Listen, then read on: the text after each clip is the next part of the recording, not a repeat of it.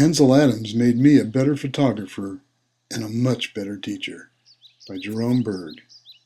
Yosemite Valley, California, June 27th, 1981. What am I doing here? I am so out of my league. This is insane. It was the summer of 1981, and I'd managed through my English teacher writing skills to write my way into the annual Ansel Adams Summer Photography Workshop in Yosemite. Thankful that the organizers had not required a portfolio as part of the application process. I was 32 at the time, but my photographic skills were advanced beginner at best. And there I was, standing there with two of my prints, probably the only two I'd ever made that I thought were even remotely worthy of showing anyone, much less Ansel Adams. And it was the day we'd been told about.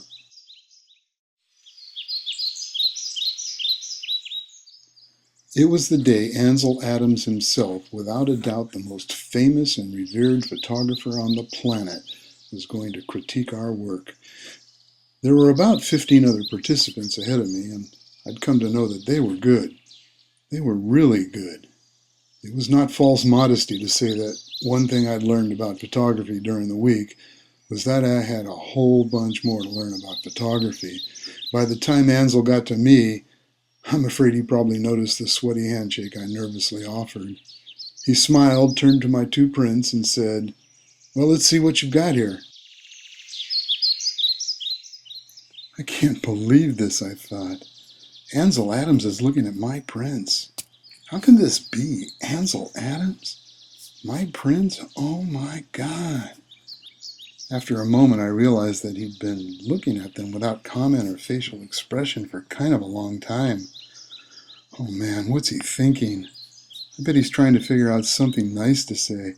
I bet he's struggling to find some way of telling me that there are many ways to spend one's free time productively besides photography.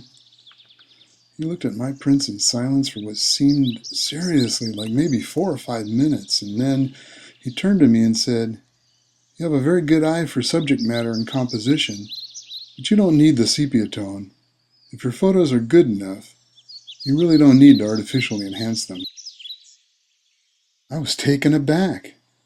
I'd actually recently spent considerable time wondering whether I should tone my prints or invest in some soft focus or star filters or other gadgets and tricks to pretty up my photos. So I said, "How'd you do that?" "Do what?" he asked. "How'd you land on the exact issue I've been giving a ton of thought to in my photography?" "Well, here's what I know," he replied.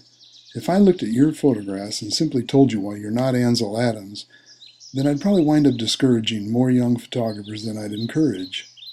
So instead, when I look at a young photographer's work, I try to see where they are in their own photography journey, and I try to figure out what the next step is that they're ready to take. You're ready to trust your eye." It's kind of like when an English teacher spills red ink all over a student's writing, explaining why the poor kid isn't getting an A or a B on an assignment. Teacher doesn't mean to be mean, of course, but spilling red ink all over a kid's work can be pretty discouraging. I was stunned. "You won't believe this," I said, "but I happen to be a high school English teacher." He smiled and said, "You won't believe this, but when I die, I hope to be remembered more for having been a good teacher than for having been a great photographer. You do much more important work than I do, so just remember, every single one of your students is ready to take a next step." He smiled, thanked me for being a teacher, shook my hand, and wished me well. And as he took a step towards the next participant, he turned back and said, "By the way, you keep making photographs. You've got a darn good eye for that, too." Ansel Adams was 78 at the time and passed away less than 3 years later.